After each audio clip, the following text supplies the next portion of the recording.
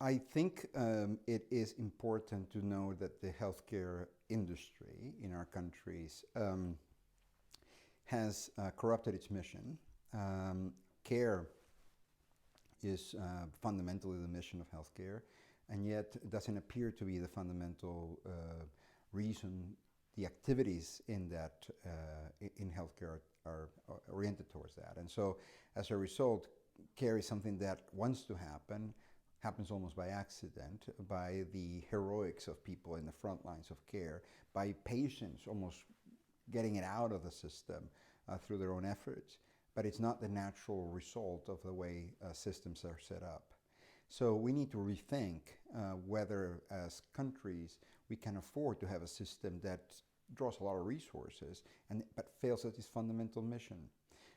In the case of Rethinking Medicine in particular, it's a group of people who think that medicine, the activity that doctors do, also needs to rethink itself. And I think there's a number of opportunities there to ask questions like, well, if the doctors have so much power within the system, shouldn't they be making sure that the system is aligned with its intended purpose? Should the doctors not be at the forefront of making care the fundamental thing that the healthcare system does?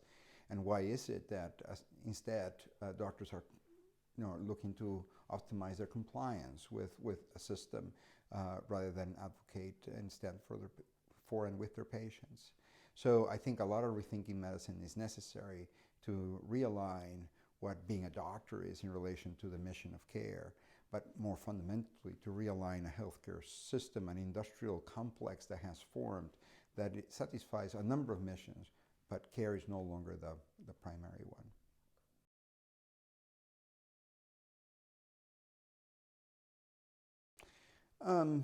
Well, there are a number of ways of looking at that question. I'm a clinician myself. I am a physician. I take care of patients with diabetes. There's a choice that I can make in the way I take care of my patients. I can follow the guidelines and try to optimize the parameters that indicate that somebody has excellent diabetes control and be proud of my ability to achieve those parameters in my population of patients. I have another option, which is to seek to appreciate and notice in each person's circumstance in their lives, in their problematic human situation, appreciate with high definition what is the nature of their difficulty, their problematic situation, and then work with them to formulate a sensible plan forward that not always will yield an optimization of those outcomes that are expected by those who want to improve the quality and safety of healthcare. And so for me, those guidelines and those parameters are floor. I don't want to fall below that level of quality. But for my patients, I need to go for ceiling, not for floor. And for ceiling, it means appreciate and notice them as full people and respond to them in ways that make intellectual sense. They're scientific, make practical sense. The care that is formed as a result of our interaction is care that is feasible in their life, that fits with their situation, responds to it well, and it can be implemented in daily life, and that it makes emotional sense. It feels like the right thing to do at this time. And that takes time, that takes attention, takes presence, that takes understanding of the science, but it also takes developing a relationship with my patients, which on very good days is a relationship of love.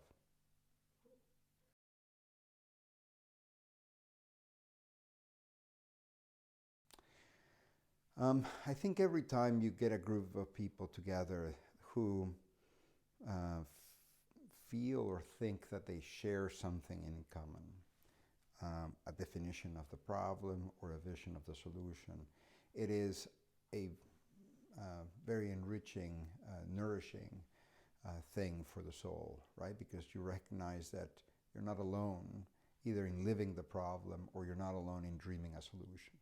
And I think it's loneliness it's a major threat for folks who have the presence of mind to question whether what we're doing is right and wonder, could we do it better? And so that's one thing. There's a community here, and I think that community can first and foremost care about itself a little bit and allow it to flourish so that it can be effective in making the change it hopes to make. The second thing that I draw from this, from the questions in particular, is that the making change is challenging everywhere. The questions are the same everywhere, almost independent of the way the health system is organized, funded, etc. And there's a lot of fear. And so one of the things that a gathering like this does, I think it gives us just a little bit more courage to try to make a difference, which I think is very helpful. And then the last thing is that there are reasonable questions that remain open. There are reasonable concerns that remain to be explored and a way forward discovered. And I would think that this group will be well positioned to engage and embrace those questions and find way forward solutions with a community that I believe has to be larger than just one profession. And I think it has to engage in a dialogue with the community that is seeking care from healthcare, and in dialogue with other professionals that are called to care alongside physicians. So eventually I think rethinking just the medical profession will be insufficient. I think we'll have to rethink care and bring under that umbrella physicians, but just as well members of the community at large and members of the professional community who see their role fundamentally as aligned with the mission of care. So I think care is what's eventually going to make the tent a little bigger, but also the objective a little bit more feasible, more possible, because there'll be we will come at the solution through multiple angles and will become a force that will be very, very hard to limit, and to eventually success will become unstoppable. Great.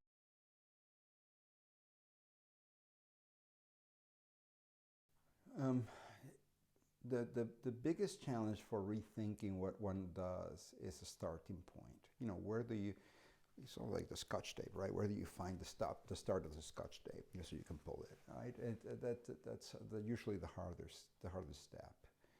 And I think for professionals to recognize that that rethinking is worth it, that the suffering that will come with those questions is worth it, that the isolation they might feel when they start questioning those things from other colleagues is worth it, is to focus their attention or their goals not on improving their practice, not on improving their experience, not on improving the profession, but rather to think about those moments of deep human connection that makes it worthwhile to show up again to care for people. It's always about the other person.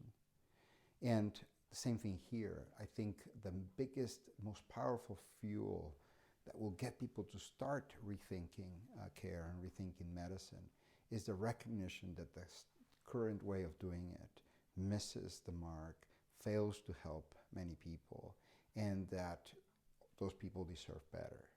And it is the focus on others, the focus on those who come seeking care, that it should animate those who are committed to care for those people to rethink medicine.